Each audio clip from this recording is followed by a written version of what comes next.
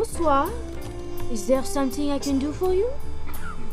Yes. I called earlier. I'm Dee.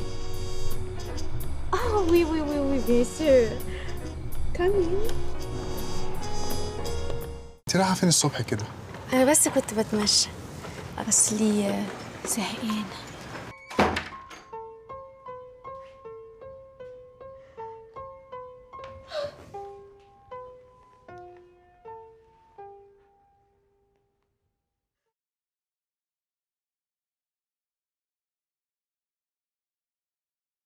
Joining me today is Christine Solomon. She's an award-winning actor, humanitarian, and writer.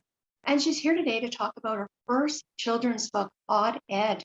I have it right here. Welcome, Christine. Thank you so much for having me, Christine. Yeah, so congratulations on the launch of your first children's book, Odd Ed. And what was the inspiration behind it? Honestly, it was during the lockdown. I wanted to create something with a meaningful message. And I never thought in a million years I'd be writing a children's book, but the idea just came to me and I said it would be so much fun to do something different. And it was such an amazing learning experience at the same time. And I wanted to teach children something. And that's when I started brainstorming, what can I talk about? What can I teach children? And then I started thinking, okay, well, what kind of character do I want for because I could have picked any characters, but I picked an egg because I remembered a vocal exercise that my theater teacher used to teach us. And it goes like this: Ed is an odd egg up on an Eve with Una. And it was basically a vocal exercise that will help us, with our vocals, and it has all the phonetics in there. So I figured, why not give a backstory to Ed and surprise my teacher with it? So he was so happy when he got the book. He was like, what a nice surprise. This is such an amazing idea. And as you can see, Ed has these spots all over his shell. He looks different and he also behaves differently. So I wanted to teach children to love one another despite our differences, and to have courage and to protect one another. Yes, and he is, he's actually different from the others. And I love the illustrations. It is, with the snake and the eggs and, it's just so, it's so cool. And again, congratulations. Is it geared for children? Like what age? I would say between 3 and 8 years old. It's a great bedtime story or a story during the day.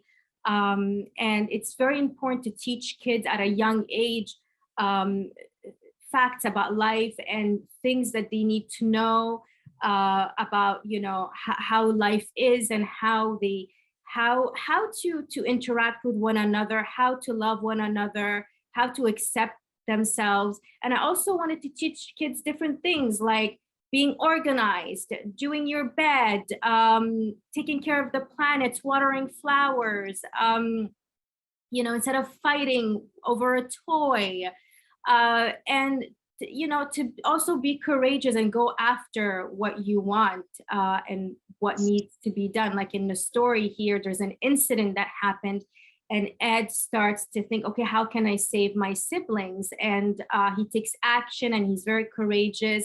And it actually, because of his uniqueness, he's able to save his siblings. So it's to tell kids, like, do not be afraid to be who you are, who you're meant to be. And don't judge a book by its cover. Absolutely. I believe in that 100%. Yes. And tell us the process. And I mean, for those who are thinking of writing a book and a successful children's book, and like, what was the process like?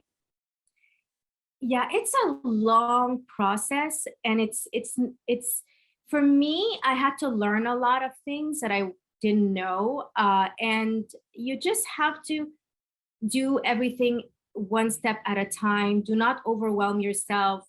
Whenever you're venturing into something new, it's exciting, it's new, and there's going to be challenges, but know that you will overcome those challenges. So the first thing you have to do is write the story. That's very important. After that, you need to copyright the story. Once you've copywritten the story, now it's time to look for an illustrator, and do not be afraid to reach out as many illustrators as you can. Like for me, for example, I auditioned about 50 illustrators. I had callbacks and second callbacks, third callbacks. And then finally I was able to make my decision, and I'm very happy with it because Anastasia Balabanova was just amazing. And she was able to capture the image and everything that I wanted for the character, despite the fact that I had an image before of what I wanted for Odd Ed. It was kind of gonna look like a little bit like more like Pixar, like computerized. And actually, an illustrator gave me that exactly. And at one point I was really thinking about it, and I was laying in bed and I started visualizing. I was like, you know what? I really love the interpretation that Anastasia had given me. And I just felt something with it. And it was so organic and so, you know, I connected with it. So that's why I said, you know what? Sometimes that's what happens in casting rooms. You know, you go in for a role and, you know, you're not the person they're looking for, you know, for some reason, you change their mind by the choices you bring in. And so that's what I wanted to show with this, is that, you know, I wanted to work with someone that I'm able to work with, that is patient, that is creative, and that we can communicate really well together. And that was Anastasia. Yes. And so what has the feedback been like so far? I didn't Oh, hear the feedback? What's the feedback been like so far? Oh, the feedback was amazing. And it's people surprise me with their selfies with Odd Ed, and I love it. And been getting really great feedback on the story. Everyone is saying it's such a strong and powerful message for kids. And they love the illustration. They think it's so cute. And, you know, and I love it. I love that I'm bringing smiles to people's faces, especially children. And to me, because I really enjoyed your book. Oh, I really did. That means a lot. Would it be a series? Like, would it be another part 2, or are you working on another book? Or I am seriously thinking about it. I'm thinking of having like a sequel, or maybe like Odd Ed, you know, during Christmas, you know, just a different story. And Anastasia is very happy to be working with me on a sequel. So we're going to start working on that for sure. And I'm also going to be translating Odd Ed in French. And the hardback copy of Odd Ed will be out this year as well. wonderful. I'll have to keep me In informed. fact, they speak French, and I want also kids who speaks French to learn about Odd Ed and enjoy it as well. Well, Christine, you're a multi-talented because you speak many languages. Oh, thank you. It's thanks to my parents who pushed me, you know? Yeah. So tell us about your roles. I mean, you're an award-winning actor, and you know, I know you're in the TV series Detectives. But tell us more, like what's going, your current projects. My current projects, I have a project that's going to come out probably maybe this year. We're not sure. It's in post-production at the moment. We shot it during the pandemic. I was very, very fortunate to have joined because, you know, the pandemic happened and everything closed down. I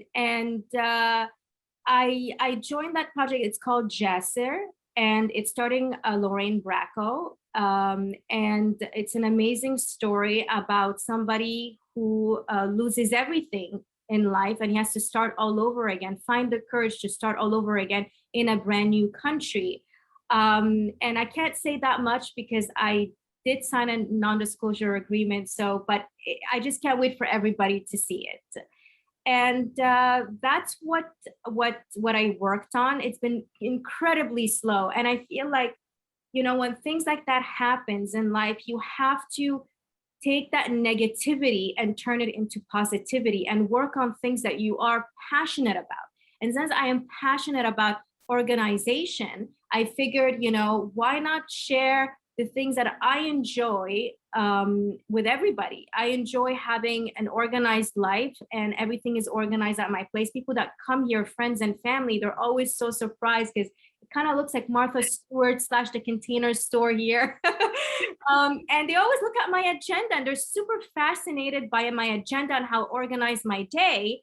So I made this agenda available for everybody, and I ventured into a new business, which is, publishing business. And this agenda is basically based on what I do, what my agenda, my everyday agenda.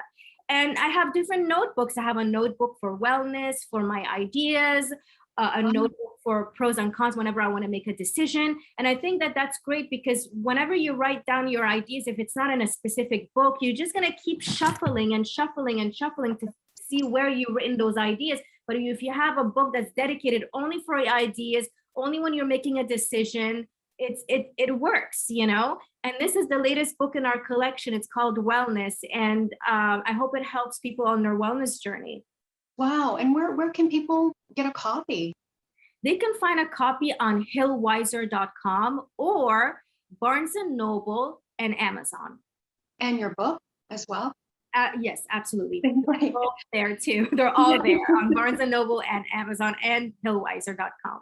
Yes. And, tell us about your humanitarian work. I mean, you have a lot and you're very inspirational. And as I said, you're multi-talented.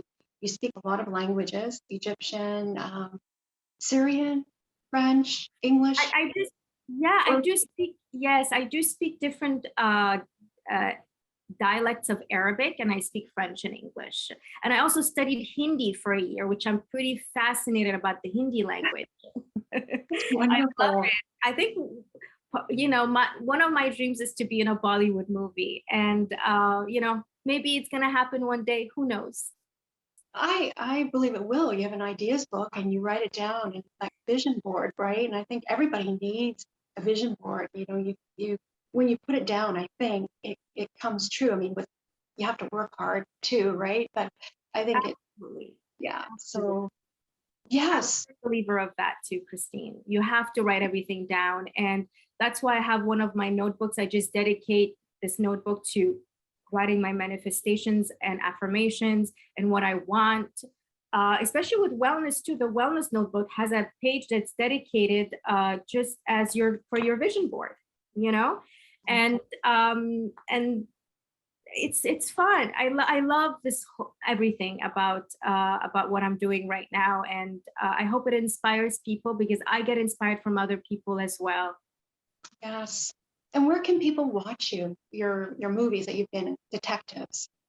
That one is on CBC. I think it's on their website. They can log in and they can watch I'm in the 3rd season. And I'm playing a real life character, which was super fun. We actually concealed her identity by naming her Bethany. And it was so much fun working with Gabrielle Petit, who's the director, and my co-star, and everybody on set. It was just such a fun day for me. I came from, I was in LA and I flew to Montreal, and it was just so good to be back working with fellow Canadians, And I had a lot of fun working on set. Oh, that's wonderful, Christine. And is there anything else you'd like to add? Just for everybody to stay positive during our tough times, and believe in yourself, and don't let anyone dim your light. You are meant to shine and to grow and to accomplish anything that your heart and mind is set to. Well, you're a testimonial, Christine, and I want to thank you for being on the show, and I'd like to welcome you back. Oh, I would love to be back, Christine. Thank you so much for having me. Yes, and all the best with your books, children's book, and Odd Ed. Odd Ed. And my next book is called Wishing Upon a New Moon, which should come out this year. And that one has a different theme message to it. It's about not being too hard on yourself because growing up, I was such a perfectionist and always wanted to, when I was young, to work alone. And just wanted to teach kids that, it's not good to be obsessed with perfectionism. It's great to, to take the time to look over whatever you are doing, but not to obsess over it. And it's also really good to work in team, because that's how you'll be able to make your dream come true, or whatever you're working on will happen because you're working with a good team behind you. So that one is coming out this year.